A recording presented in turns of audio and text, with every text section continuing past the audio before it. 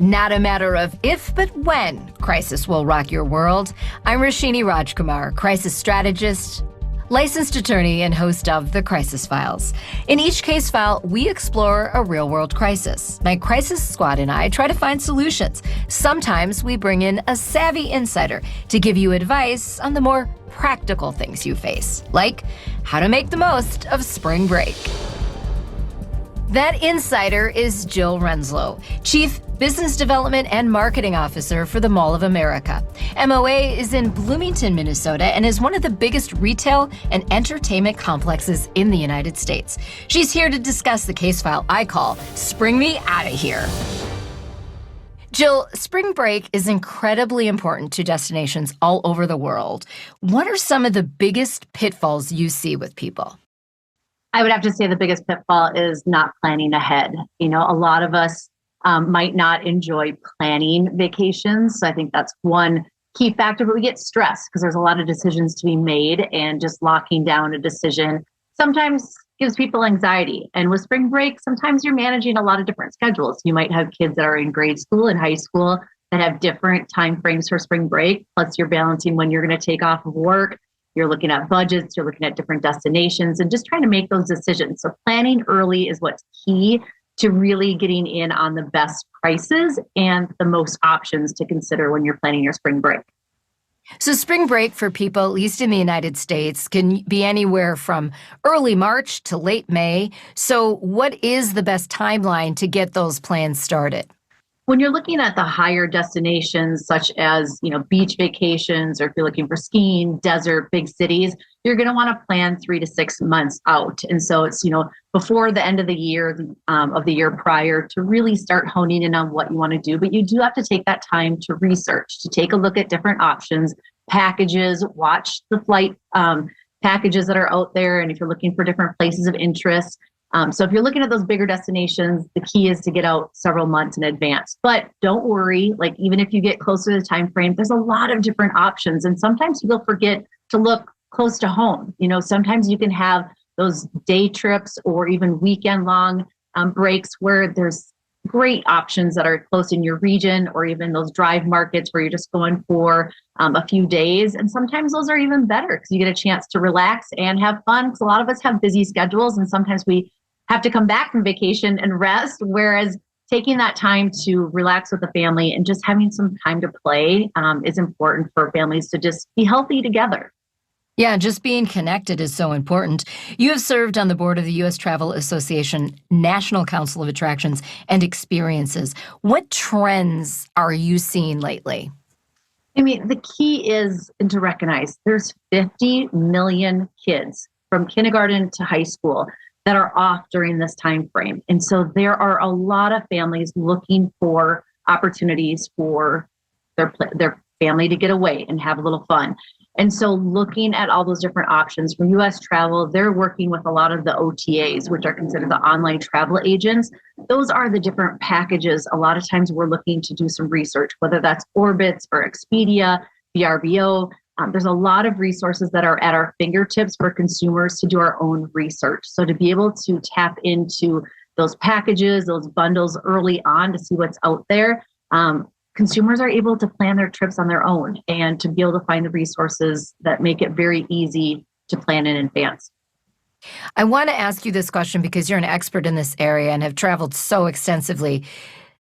Is there a difference, or do you recommend one over the other when it comes to hotels? Call the hotel directly or go online and maybe look for one of those packages, because you may end up going through, an Orbitz or an Expedia. And I've had kind of iffy luck with that.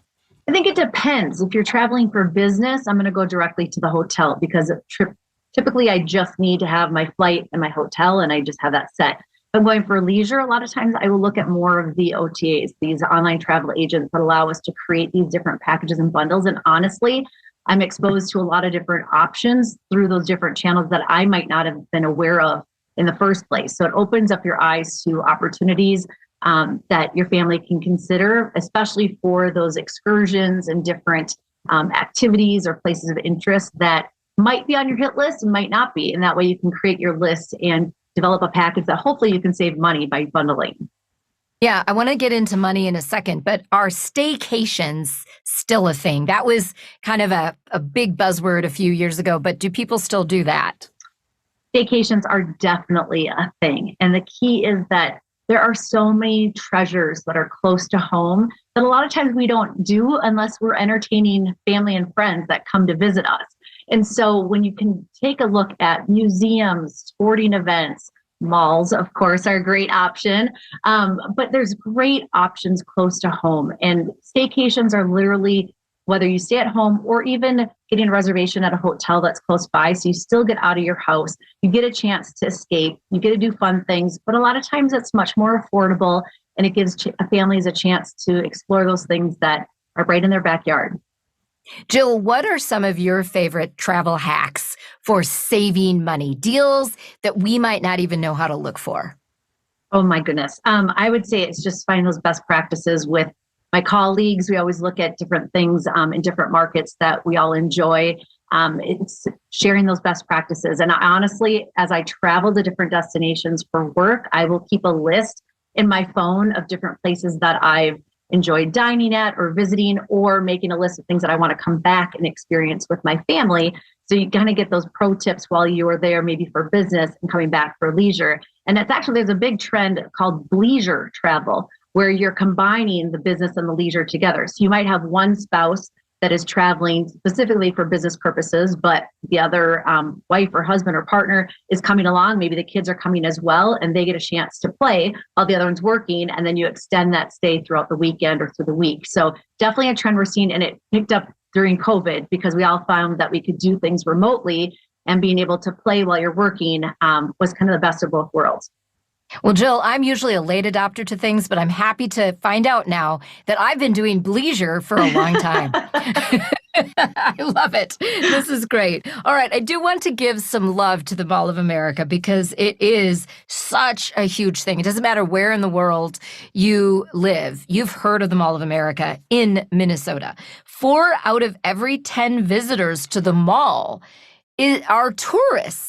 They don't live in the state of Minnesota. So you're seeing a lot of internationals, people from all parts of the country and the United States there. What are some of the things that these tourists like to do when they come to the Mall of America?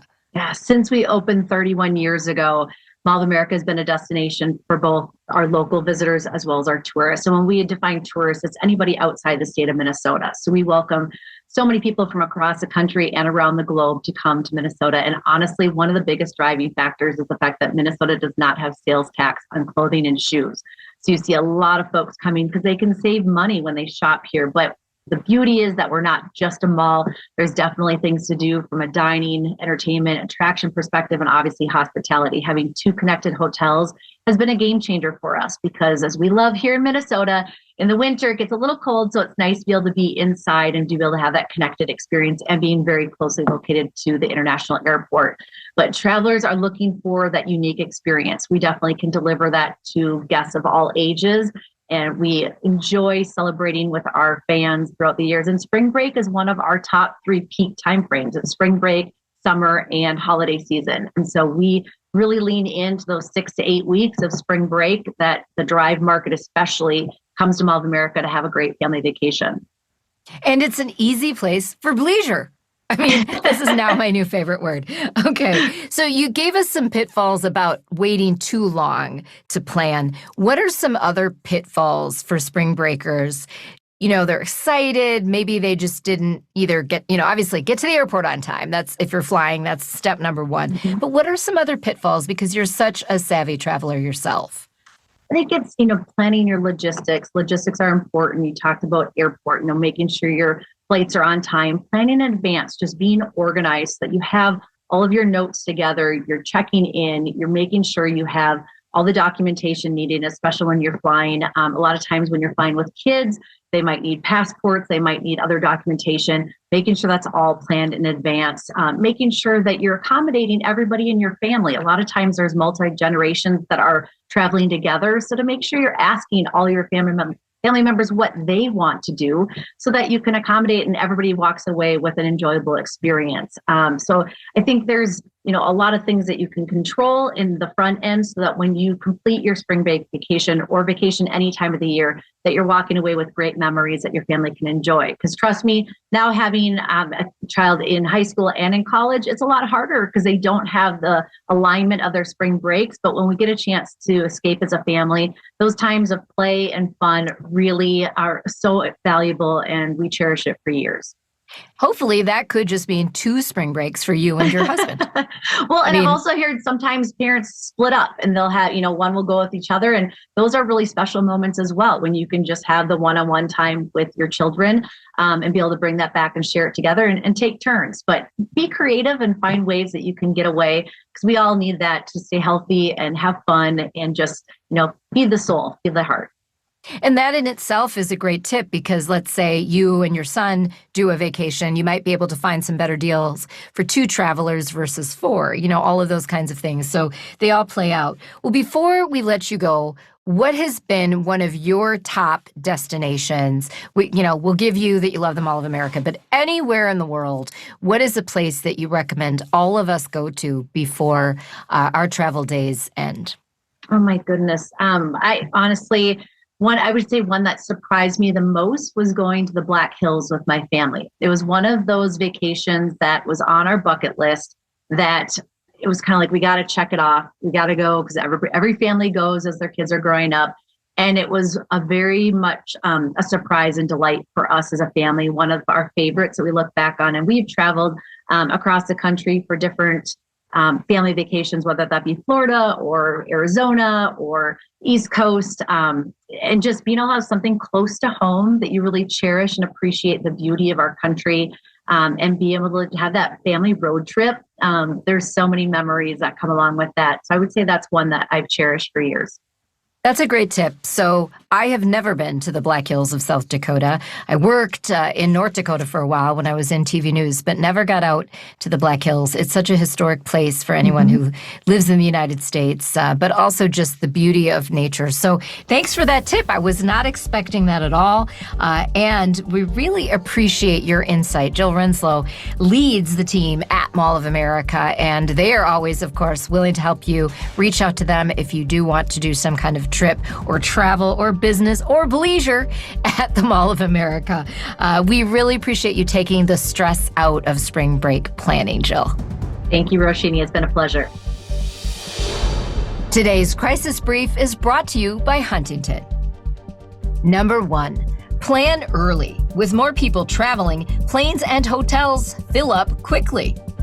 Number 2, the destination marketing organization for the location you want to experience can be a great resource for places to stay, as well as things to do that might not even be on your radar.